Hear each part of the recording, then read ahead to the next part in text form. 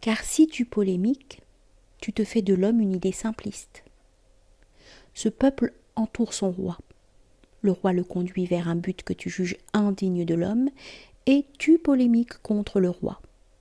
Mais beaucoup vivent du roi qui sont de ton avis.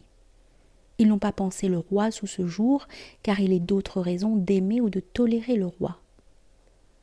Et voici que tu les dresses contre eux-mêmes et contre le pain de leurs enfants. Le tiers donc te suivra avec effort, reniant le roi, et connaîtra une mauvaise conscience, car il était d'autres raisons d'aimer et de tolérer le roi, car aussi il était du devoir de ceux-là de nourrir leurs enfants, et entre deux devoirs il n'est point de balance qui te mette en paix. Or si tu veux animer l'homme quand il s'embourbe dans le doute et ne sait plus agir, il convient de le délivrer. Et le délivrer, c'est l'exprimer. Et l'exprimer, c'est lui découvrir ce langage qui est clé de voûte de ses aspirations contradictoires. Dans les contradictions, tu vas t'asseoir en attendant qu'elles passent et tu en meurs. Or si tu augmentes ces contradictions, il s'ira coucher avec dégoût.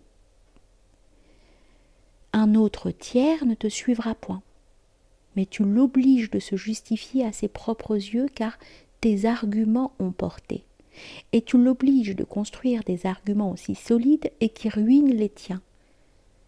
Il en est toujours, car la raison va où tu veux.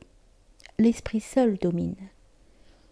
Or maintenant qu'il s'est défini, exprimé et renforcé d'une carapace de preuves, tu ne pourras plus t'en saisir.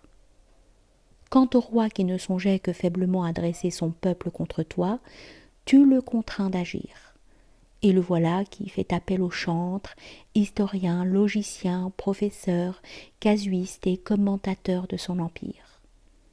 Et on fabrique de toi une image bigle, et cela est toujours possible. Et l'on démontre ta bassesse, et cela est toujours possible. Et le troisième tiers, qui t'avait lu sans savoir se déterminer, lequel est plein de bonne volonté, le voilà qui trouve sa foi dans ce monument de logique que tu as imposé de construire.